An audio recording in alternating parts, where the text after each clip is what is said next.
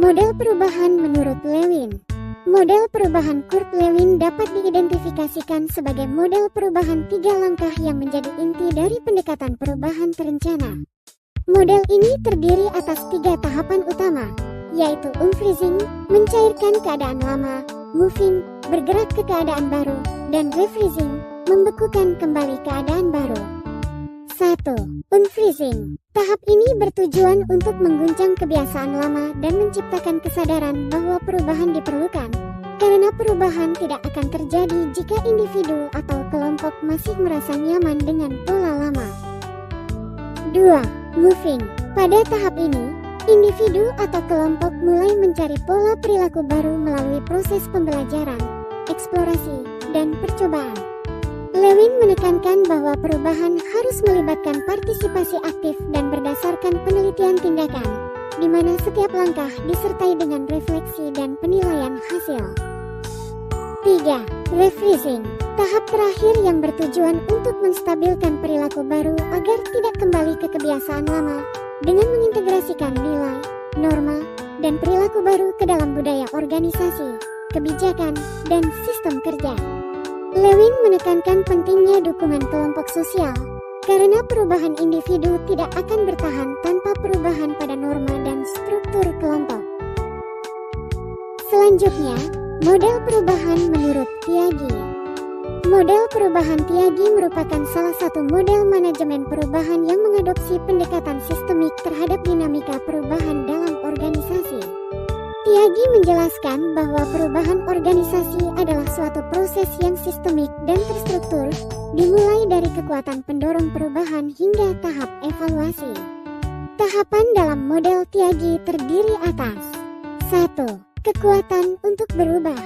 2. Mengenal dan mendefinisikan perubahan. 3. Proses pemecahan masalah dalam perubahan. 4. Implementasi perubahan. Dan yang terakhir ke-5. Pengukuran, evaluasi, dan pengawasan hasil perubahan. Jadi, model perubahan Tyagi membantu organisasi melihat perubahan sebagai sistem yang terintegrasi antara faktor pendorong, proses, dan hasil akhir. Dengan kata lain, Tyagi mengajak organisasi untuk tidak hanya fokus pada pelaksanaan perubahan, tetapi juga pada pemahaman akar penyebab serta pengendalian hasilnya, agar transformasi yang dilakukan benar-benar berkelanjutan dan adaptif terhadap lingkungan yang dinamis. Selanjutnya adalah model perubahan Kiniki. Model perubahan Kiniki menggunakan pendekatan sistem untuk menggambarkan kompleksitas perubahan dalam organisasi. Terdapat 2 faktor yang mendorong organisasi untuk berubah. 1. Kekuatan eksternal yang meliputi karakteristik demografis, kemajuan teknologi, perubahan pasar, dan tekanan sosial politik. 2. Kekuatan internal yang meliputi masalah sumber daya manusia serta perilaku atau keputusan manajerial. Pendekatan sistem Kreitner dan Kiniki dalam perubahan organisasional terdiri dari 3 komponen utama. 1. Inputs, yaitu masukan yang menjadi pendorong perubahan. 2. Target element of change, yaitu elemen dalam organisasi yang menjadi fokus perubahan. 3. Outputs, yaitu hasil akhir yang diinginkan dari perubahan. Selanjutnya, ada model perubahan menurut Burnes. Burnes mengungkapkan bahwa perubahan organisasional dapat dilihat sebagai produk dari 3 proses organisasi yang bersifat interdependen, yakni 1. The choice process, 2. The trajectory process, 3. The change process.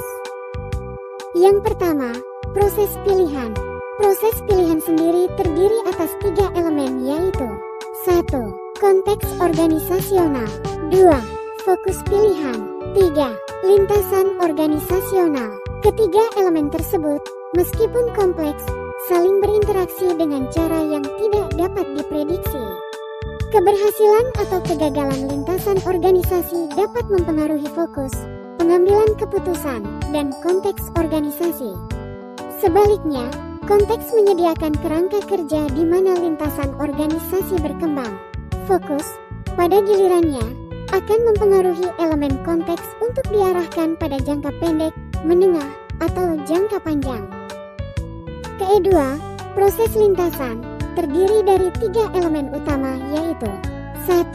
Visi, yaitu mengembangkan gambaran masa depan organisasi dengan menetapkan misi, tujuan, standar, isu penting, dan kondisi yang diinginkan di masa depan. 2. Strategi, yaitu rencana tindakan yang konsisten, mencakup pemasaran, pengembangan produk, keuangan, dan kualitas. Ketiga, perubahan, yakni visi dan strategi mengarahkan perubahan, menunjukkan area yang perlu diubah, dan membentuk proses pengambilan keputusan yang kompleks. Terakhir yang ketiga, proses perubahan terdiri dari 3 elemen utama yaitu 1. Tujuan dan manfaat, yaitu kegagalan perubahan sering terjadi karena tujuan awal tidak terkonsepkan dengan baik. Untuk itu, diperlukan pendekatan yang jelas seperti 1. Pemicu, 2. Pembatalan, 3. Tim pengukuran, 4. Pengukuran selanjutnya elemen kedua, merencanakan perubahan, yaitu perubahan perlu direncanakan dengan baik, termasuk membentuk tim manajemen perubahan, merencanakan struktur, aktivitas, komitmen, monitoring kemajuan, dan pelatihan. Yang ketiga elemen terakhir, orang. Dalam perubahan kita memerlukan perubahan sikap dan perilaku individu. Terdapat 3 hal yang perlu dilakukan yaitu menciptakan keinginan untuk berubah, melibatkan orang, dan melanjutkan momentum. Terakhir adalah model perubahan menurut Conner. Model perubahan menurut Conner menyatakan bahwa keberhasilan perubahan tidak hanya bergantung pada strategi dan struktur organisasi, tetapi juga pada kemampuan manusia untuk beradaptasi. Conner menjelaskan bahwa perubahan adalah proses emosional, dan setiap individu melalui tahapan psikologis tertentu untuk menerima perubahan. Oleh karena itu, manajemen perubahan harus mengantisipasi reaksi manusia terhadap perubahan, bukan hanya merancang sistem baru. Dan berikut ini adalah tahapan-tahapan yang digambarkan oleh Conner.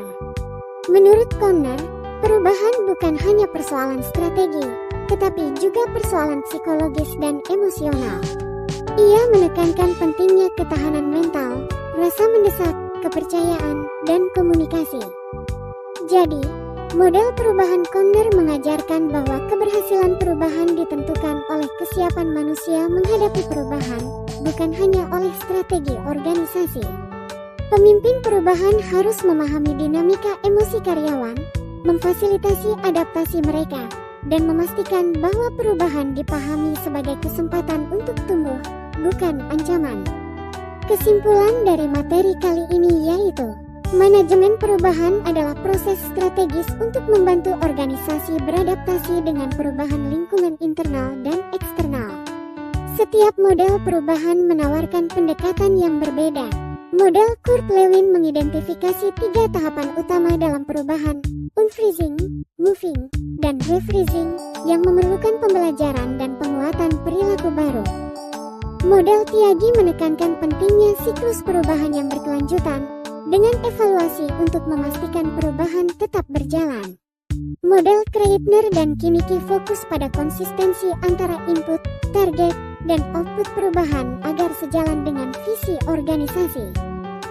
Burnes melihat perubahan sebagai hasil interdependen antara pilihan strategis, lintasan organisasi, dan mekanisme pelaksanaannya, menekankan pentingnya sinergi antara strategi dan keterlibatan manusia. Conner menambahkan aspek psikologis, bahwa ketahanan, kepercayaan, dan kemampuan individu untuk beradaptasi secara emosional juga sangat penting. Secara keseluruhan, keberhasilan manajemen perubahan bergantung pada keseimbangan antara aspek teknis, struktural, dan manusiawi untuk menciptakan organisasi yang adaptif, inovatif, dan tangguh.